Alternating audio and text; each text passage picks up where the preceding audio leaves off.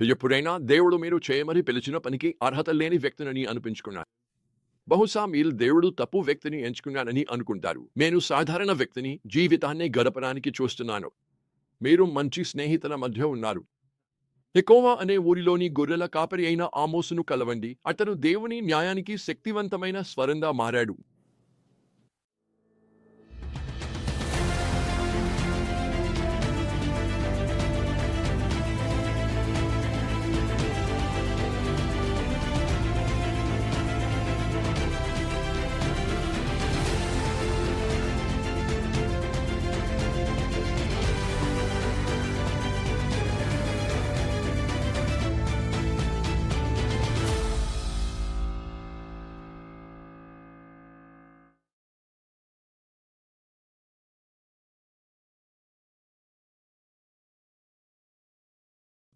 ఆమోసు గ్రంథం గుండె లోతుల్లో గొప్ప సత్యాన్ని తెలియజేస్తుంది.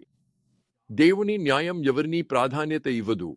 ఆయన పిలుపు తరచుగా ఊహించని వ్యక్తులకు వస్తుంది. ఆమోసు సేవా కార్యానికి వెతుకుతూ ఉండలేదు. గొర్రెలు కాపాడుతూ సికమోర్ అత్తి చెట్లు చూసుకుంటూ ఉండేవాడు. నీ దేవునికి వేరే యోచన.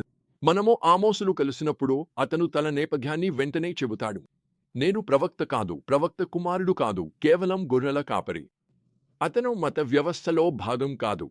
అతడు ప్రవక్తల కుటుంబానికి చెందినవాడు. అతను కేవలం సాధారణ గొర్రెల కాపరి. దేవుడు అతనిని అసాధారణమైన సందేశాన్ని చెప్పమని పిలిచాడు. ఆమోసు సేవాకాలం ఎంతో ప్రాముఖ్యత కలిగినది. అతను యూదాలో ఉజ్జియా, ఇశ్రాయేల్లో యెరోబోవాము రెండవవాడు పాలించిన కాలంలో ప్రవచించాడు. ఇది గొప్ప ఐశ్వర్యం మరియు రాజకీయ స్థిరత ఉన్న సమయం. కాని ఈ ఐశ్వర్యపు ఉపరితలానికి లోపల లోతైన నైతిక పతనం దాగి ఉంది. పేదల ఖర్చుతో ధనవంతులు అవుతున్నారు. న్యాయం వక్రీకరించబడుతోంది. మతాచరణం నిజమైన విశ్వాసం లేకుండా కేవలం ఆచారంగా మారిపోయింది. ఆమోసు సందేశం అద్భుతమైన సాహిత్య పద్ధతితో ప్రారంభమవుతుంది. ఆయన ఇశ్రాయేలు పొరుగువారిపై తీర్పు ప్రకటించడం ప్రారంభిస్తాడు. నిపుణుడైన శస్త్రచికిత్సకుడిలా ప్రధాన మురిపెట్టును చేయడానికి ముందు చుట్టూ తిరుగుతాడు.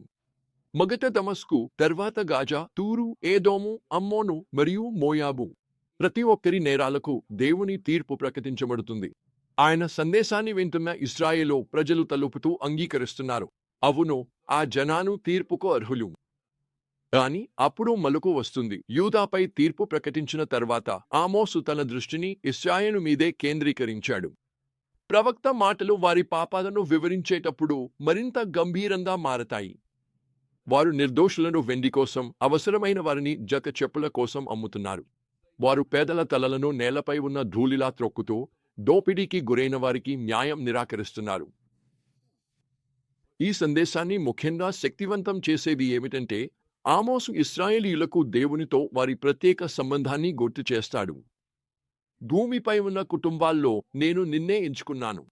కాబట్టి నీ అన్ని పాపాలకు నేను నిన్ను శిక్షిస్తాను. వారి ప్రత్యేక స్థానం దేవుని న్యాయానికి వారిని మినహాయించలేదు. అది వారిని ఉన్నత ప్రమాణాలకు కట్టుబడేలా చేసింది. దేవుడు ఆమోసు ద్వారా మాట్లాడి ప్రేక్షకులకు ప్రతిధ్వనించే స్పష్టమైన చిత్రాలు చూపిస్తాడు. రాబోయే తీర్పును ధాన్యంతో నిండిన బండిని పోల్చి కింద ప్రతిదానిని నలిపేస్తారని చెబుతాడు.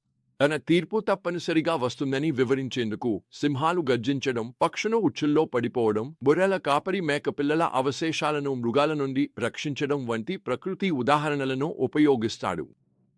ఈరోజు మనకు ఆమోసు సందేశం నుండి ఏమి నేర్చుకోవచ్చు? మొదటిగా, సంపద ఉండటం, దేవుని అనుమోదన ఎప్పుడూ అర్థం కాదు అనే విషయాన్ని మనం అర్థం చేసుకోవాలి. ఆమోసు కాలంలో ఇశ్రాయేలు వలె మనం ఆధ్యాత్మికంగా దివాలా తిన్నా కూడా భౌతికంగా ఆశీర్వదించబడవచ్చు. రెండవది, దేవుడు తరచుగా ఊహించని దూతలను ఎంచుకుంటాడు. మన అర్హతలు దేవుని చేత ఉపయోగించబడటానికి అర్హత కలిగించవు లేదా అనర్హత కలిగించవు. మూడవది మరియు బహుశా అత్యంత ముఖ్యమైనది, మన మధ్య బలహీనలను మనం ఎలా చూస్తామన్న దానిపై దేవుడు ఎంతో శ్రద్ధ చూపుతాడు. మన ఆరాధనా గీతాలు, మతాచారాలు మన రోజువారీ జీవితాల్లో న్యాయం, దయను పట్టించుకోకపోతే ఏమాత్రం విలువ ఉండవు. సమాజంలో మన జీవితాలను పరిశీలించమని ఆమోసు సందేశం సవాలు చేస్తుంది. మన చుట్టూ ఉన్నవారు బాధపడుతుంటే మనం మన సంపదలో సుఖంగా ఉన్నామా? న్యాయం, కరుణను తృణీకరించి మన విశ్వాసాన్ని ఖాళీ ఆచారాలకే పరిమితం చేసేశామా? అనుకోని వనరుల నుంచి వచ్చినా కూడా దేవుని సత్యాన్ని వినడానికి మనం సిద్ధంగా ఉన్నామా? ఆమోసు గ్రంథం గుర్తు చేస్తుంది, నిజమైన విశ్వాసం వ్యక్తిగత భక్తి గురించి కాదు. అది న్యాయం, దయ మరియు మన దేవునితో వినయంగా నడవడంపై ఆధారపడి ఉంటుంది. ఆయన సందేశం ఇప్పటికీ ప్రతిధ్వనిస్తుంది. దేవుని న్యాయం నీళ్లలా ప్రవహిస్తుంది. ఆయన నీతి ఎప్పటికీ ప్రవహించే ప్రవాహంలా ఉంటుంది. మనకు వినే చెవులు, స్పందించడానికి సిద్ధమైన హృదయాలు కలగాలని ఆశిద్దాం.